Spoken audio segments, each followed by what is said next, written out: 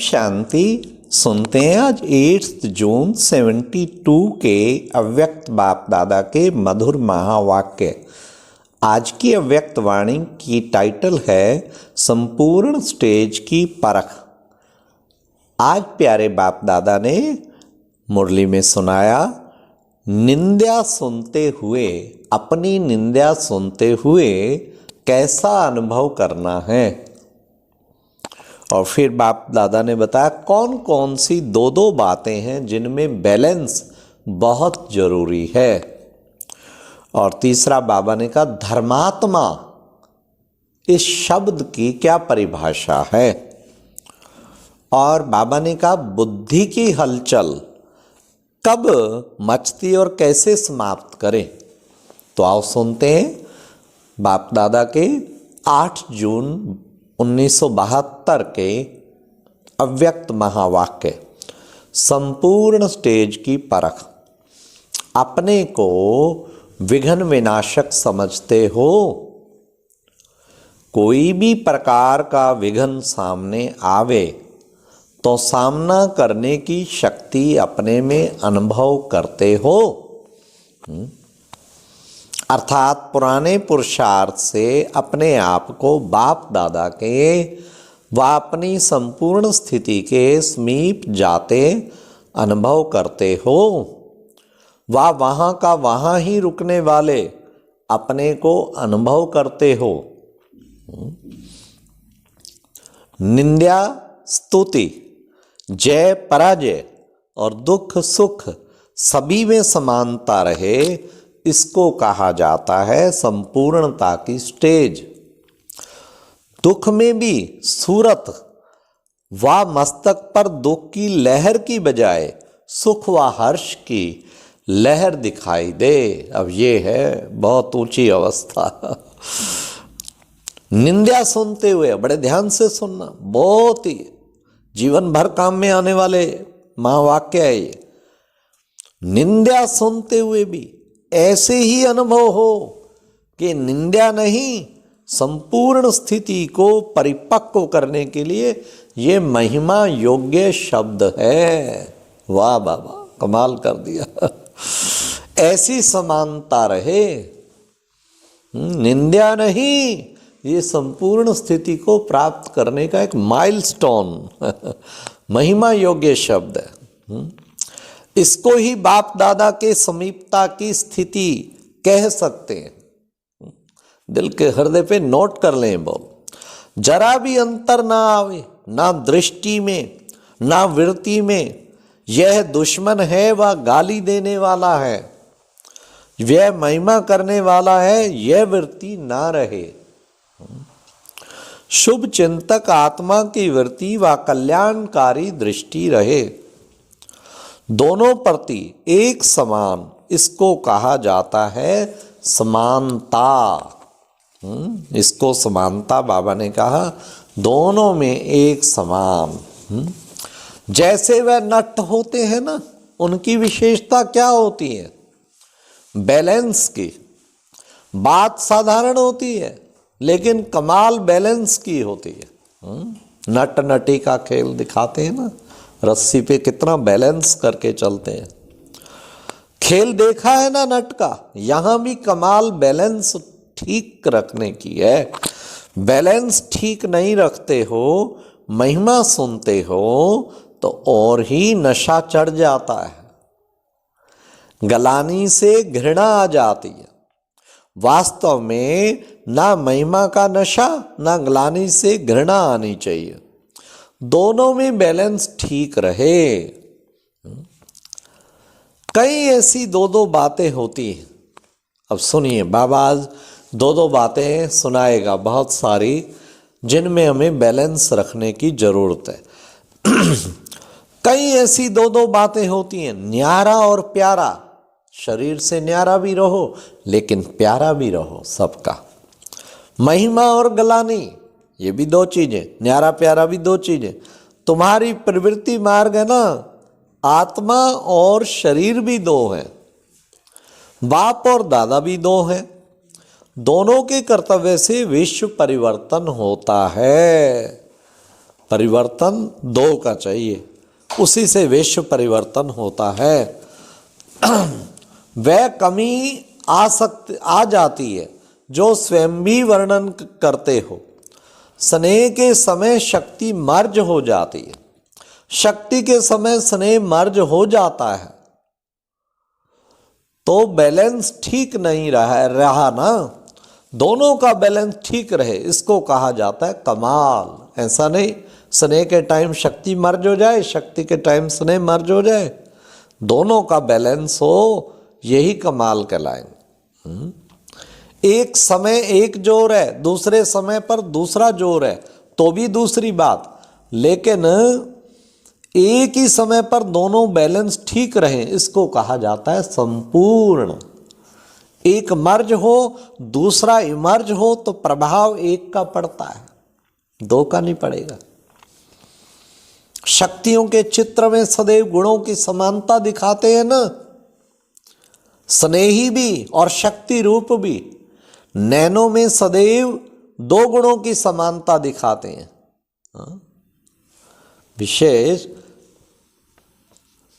नैनों में सदैव स्नेह और कर्म में शक्ति स्वरूप। तो अपने आप से पूछो कि धर्म और कर्म अर्थात धारणाएं और कर्म दोनों की समानता रही? वह कर्म करते फिर भूल जाते हो। जब कर्म समाप्त होता तब धारणा स्मृति में आती है। जब बहुत कर्म में बिजी रहते हो उस समय क्या होता? उस समय इतनी धारणा भी रहती है। हाँ, वह जब कार्य हल्का होता है तब धारणा भारी होती है। जब धारणा भारी है तो कर्म हल्का हो जाता है। हाँ, बाबा ने कहा कार्य हल्का है तो धारणा भारी है, और जब धारणा भारी है तो कर्म हल्का हो जाता है। तराजू का दोनों तरफ एक समान चलता रहे तब तराजू का मूल्य है, नहीं तो तराजू का मूल्य ही नहीं है। विशेष और तराजू है बुद्धि। तराजू क्या है? बुद्धि। बुद्धि में दोनों बातों का बैलेंस ठीक है तो उनको श्रेष्ठ बुद्धिवान व दिव्य बुद्धिवान या तेज बुद्धिवान कहेंगे। किसे कहेंगे? दिव्य बुद्धिवान, जिसकी बुद्धि में दोनों का बैलेंस ठीक है। कर्म भी साधारण और धारणाएं भी साधारण होती हैं, तो साधारणता में समानता नहीं लानी है, लेकिन श्रेष्ठता में समानता हो। जैसे कर्म वैसी धारणा भी श्रेष्ठ। कर्म धारणा अर्थात धर्म को मर्ज ना करा दे, धारणा कर्म को मर्ज ना करे तो धर्म और कर्म दोनों ही श्रेष्ठता में समान रहें। इसको कहा जाता है धर्मात्मा। सुना धर्मात्मा किसे कहते हैं? किसे? बाबा ने कहा दोनों में श्रेष्ठता रहे। एकांत में रमणीकता गायब नहीं होनी चाहिए। या तो एकांतवासी बन जाएंगे या बड़े रमणीक जॉली मूड के और एकांत भूल जाएंगे। अब बाबा ने कहा दोनों का बैलेंस हो। एकांत में रमणीकता गायब नहीं होनी चाहिए, दोनों समान और साथ साथ रहें। आप जब रमणीकता में आते हो तो कहते हो अंतर्मुखता से नीचे आ गए, और अंतर्मुखता में आते हो तो कहते हो आज रमणीकता कैसे हो गई। तो बाबा कहते कि दोनों का बैलेंस रखो। अंतर्मुखी होते फिर रमणीकता कैसे हो सकती? लेकिन दोनों साथ साथ हो। अभी अभी एकांतवासी और अभी अभी रमणीक। जितनी गंभीरता उतना ही मिलनसार भी हो। ऐसे भी नहीं सिर्फ गंभीर मूड, तो मिलनसार अर्थात सर्व के संस्कार और स्वभाव से मिलने वाला। गंभीरता का अर्थ यह नहीं कि मिलने से दूर रहे। कोई भी बात अति में अच्छी नहीं होती है। कोई बात अति में जाती है तो उसको तूफान कहा जाता है। एक गुण तूफान की तरह विशेष। बाबा कहते कि बच्चे कोई भी बात अति में अच्छी नहीं होती है। कोई बात अति में जाती है तो उसको तूफान कहा जाता है। एक गुण तूफान मिसल हो और दूसरा मर्ज हो तो अच्छा लगेगा क्या? नहीं।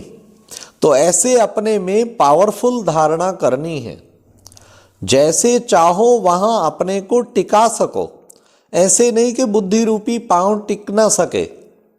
बैलेंस ठीक ना होने के कारण टिक नहीं सकते, कब कहाँ गिर जाते, वह हिलते जुलते रहते हैं। यह बुद्धि की हलचल होने के कारण समानता नहीं है, अर्थात संपन्न नहीं है। कोई भी चीज अगर फुल हो तो उसके बीच में कब हलचल नहीं हो सकती। हलचल तब होती है जब कमी होती है, संपन्न नहीं होता। तो यह बुद्धि में व्यर्थ संकल्पों की व माया की हलचल तब मचती है जब फुल नहीं है, संपन्न नहीं है। दोनों में संपन्न व समानता हो तो हलचल हो ही नहीं सकती। तो अपने आप को किसी भी हलचल से बचाने के लिए संपन्न बनते जाओ तो संपूर्ण हो जाएंगे। संपूर्ण स्थिति व संपूर्ण स्टेज अर्थात संपूर्ण वस्तु का प्रभाव न निकले, यह तो हो ही नहीं सकता। चंद्रमा भी जब 16 कला संपूर्ण हो जाता है तो ना चाहते हुए भी हर एक को अपनी तरफ आकर्षित करता है। कोई भी वस्तु संपन्न होती है तो अपने आप आकर्षण करती है। तो संपूर्णता की कमी के कारण विश्व की सर्व आत्माओं को आकर्षण नहीं कर पाते हो। जितनी अपने में कमी है उतना आत्माओं को अपनी तरफ कम आकर्षित कर पाते। हाँ, परफेक्ट हो जाएंगे तो दुनिया पीछे पीछे होगी, फिर तो पूछो नहीं, ऐसे आकर्षण मूर्त बाबा की तरह बन जाएंगे। अगर बैलेंस ठीक नहीं होता तो हिलने जुलने का जो खेल करते हो ना, वह साक्षी हो देखो तो अपने ऊपर भी बहुत हंसी आवे। जैसे कोई अपने पूरे होश में नहीं होता है तो उनकी चलन देख हंसी आती है ना। तो अपने आप को भी देखो, जब माया थोड़ा बहुत भी होश कर देती है, थोड़ा बहुत भी बेहोश कर देती है, अपनी श्रेष्ठ स्मृति का होश गायब कर देती है, तो उस समय चाल कैसे होती है वह नजारा सामने आता है। उस समय अगर साक्षी हो देखो तो अपने आप पर हंसी आवेगी। बाप दादा साक्षी होकर खेल देखते हैं। हर एक बच्चे का तो ऐसा खेल दिखाना अच्छा लगता है। बाप दादा क्या देखना चाहते हैं उसको भी तुम जानते हो। जब जानते हो, मानते भी हो, फिर चलते क्यों नहीं हो? 3 कोने तो ठीक हो, बाकी एक ठीक ना हो तो क्या कहा जाएगा? चारों ही बातें जानते हुए, मानते हुए, वर्णन करते हुए, लेकिन कुछ चलते हो तो कुछ नहीं चलते हो। तो कमी हो गई ना। अभी इस कमी को भरने का प्रयत्न करो। जैसे 2 बातें सुनाई ना, ऐसे ही नॉलेजफुल और पावरफुल, इन दोनों का बैलेंस ठीक रखो तो संपूर्णता के समीप आ जाएंगे।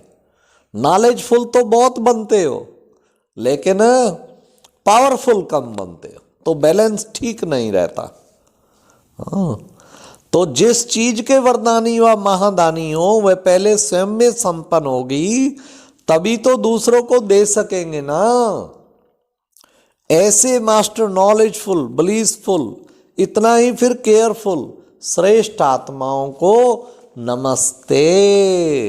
अच्छा, तो आज बाबा ने कितना सुंदर कहा, निंदा सुनते हुए भी ऐसे अनुभव हो। ये निंदा नहीं, संपूर्ण स्थिति को परिपक्व करने के लिए महिमा योग्य शब्द है। ऐसी समानता रहे। और बाबा ने कहा दुख की लहर ना आए, जय पराजय दुख सुख निंदा स्तुति में, ये है स्थिति बाप समान। तो ऐसी बनानी है हम सबको। अच्छा, ओम शांति।